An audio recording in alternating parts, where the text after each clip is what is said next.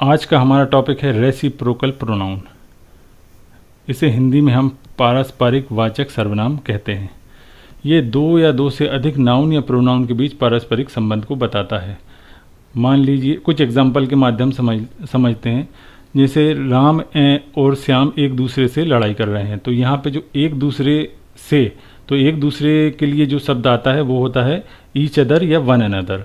तो जब दो की बात करते हैं तो हम ईच अदर का प्रयोग करते हैं, और दो से अधिक की बात करते हैं तो वन अनदर का प्रयोग करते हैं। तो जो एक दूसरे शब्द के लिए जो हम प्रोनाउन यूज़ करते हैं वो होता है रेसिप्रोकल प्रोनाउन।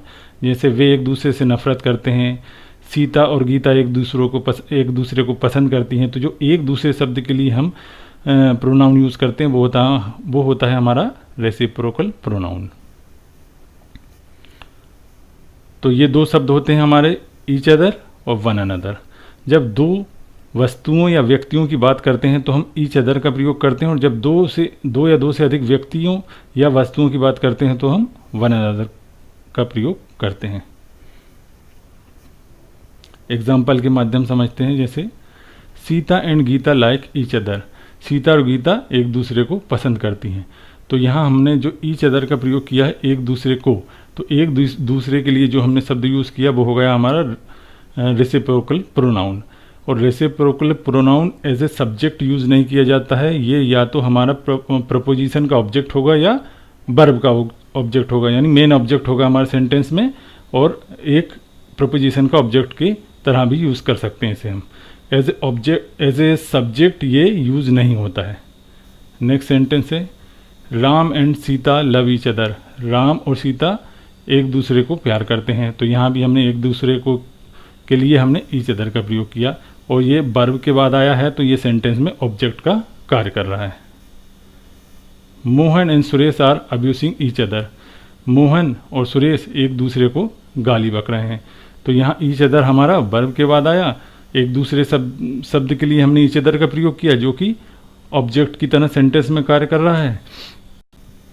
नेक्स्ट है हमारा Sita and Gita likes to give surprise gifts to each other.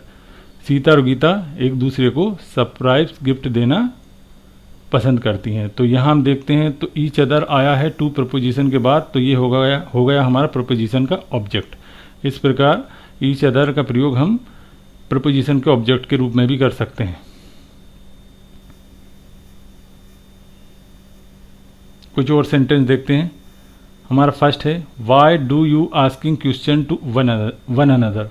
जब आप एक से अधिक की बात करते हैं तब हम वन अनदर का प्रयोग करते हैं।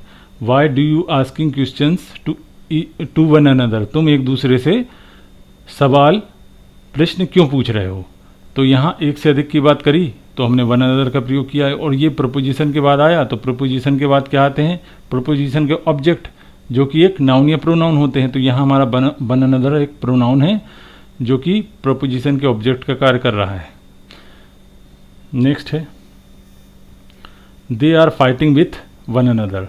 अब एक से अधिक यदि लड़ाई कर रहे हैं तो हमने वन अनदर का प्रयोग किया। जब भी हम रेसिप्रोकल प्रोनाउन का यूज़ करते हैं तो एक एक्शन जो होता है उसका प्रभाव दोनों पर पड़ता है।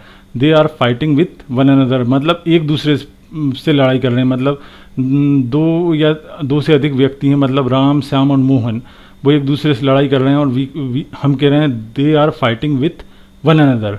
तो मतलब एक एक्शन एक हो रहा है फाइटिंग, लेकिन कर रहे हैं तीन लोग और उसका प्रभाव भी तीनों पर पड़ रहा है। तो इस प्रकार हम वन अनदर का प्रयोग करते हैं दो से अधिक के लिए। नेक्स्ट है the 11 member of losing team were Poynting fingers eight one another. मतलब 11 सदस्य हारने वाली टीम के एक दूसरे के ऊपर उंगलियां उठा रहे थे, मतलब जिम्मेदार ठहराने के लिए हम पॉइंटिंग फिंगर्स का प्रयोग करते हैं। एट वन अनदर मतलब एक दूसरे पर। तो यहाँ हम देखते हैं एट प्रपोजिशन के बाद वन अनदर आया जो कि एक प्रपोजिशन का ऑब्जेक्ट का कार्य करेगा, और एक दूसरे पर के सेंस में हमने वन अनदर का प्रयोग किया।